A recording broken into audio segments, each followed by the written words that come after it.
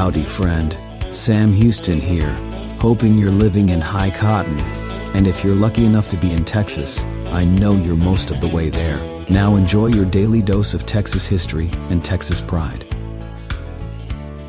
Howdy, friend. Welcome back to the Feed Bandit podcast and your Texas History Roundup for November 8th.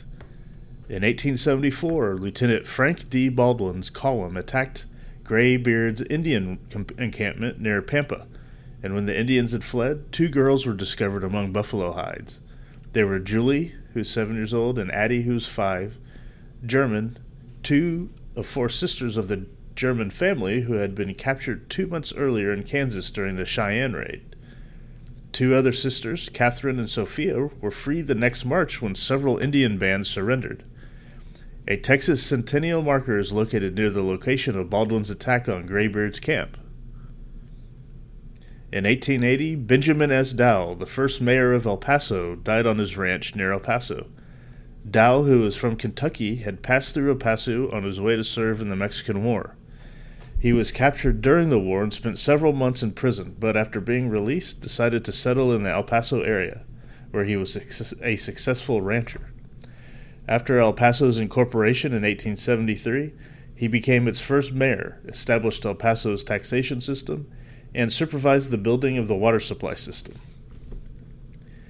In 1932, John Nance Garner was elected Vice President of the United States and served 2 terms with President Franklin D. Roosevelt. Garner was born in a log cabin near Detroit, Texas in 1868.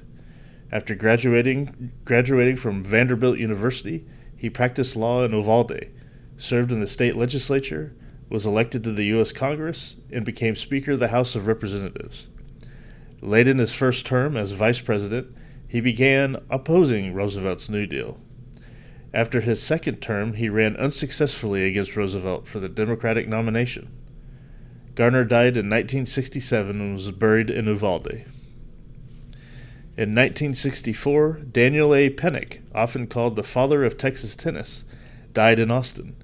He was a tennis coach at UT Austin from 1908 until he retired in 1957 at the age of 87. Pennick's coaching record includes all the 10 Southwest Conference team titles during his tenure, 26 of the 40 singles crowns, and 31 of the 40 doubles crowns. His players won 5 NCAA doubles and 2 singles championships. Pennick, who was one of the early presidents of the Southwest Athletic Conference, was a 1962 inductee of the Texas Sports Hall of Fame. In 1966, Barbara C. Jordan of Houston became the first black woman elected to the Texas Senate and served from 1967 to 1973. In 1972, she was first elected to the U.S. House of Representatives and served from 1973 to 1979. Jordan gained national notice with her opening statement during the House Judiciary Committee hearings during the impeachment process for President Richard M. Nixon. After politics, Jordan was a professor at UT Austin. She graduated from Texas Southern University before earning her law degree at Boston University. While at Texas Southern, she was a national champion debater. Jordan was born in Houston in 1936 and passed away in Austin in 1996. In 1988, Houston resident George H.W. Bush was elected President of the United States.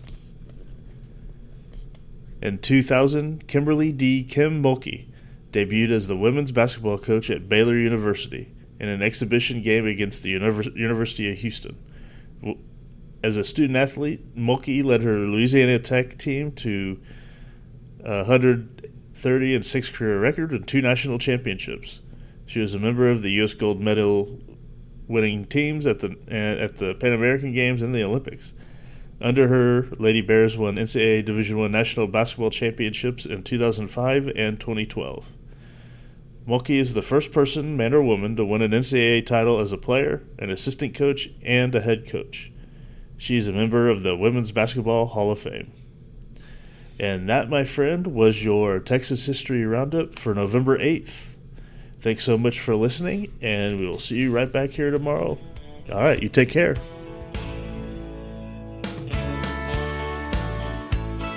Well, There you have it. If you like our podcast, check us out at feedbandit.com. There you'll find awesome Texas First outdoors gear and apparel.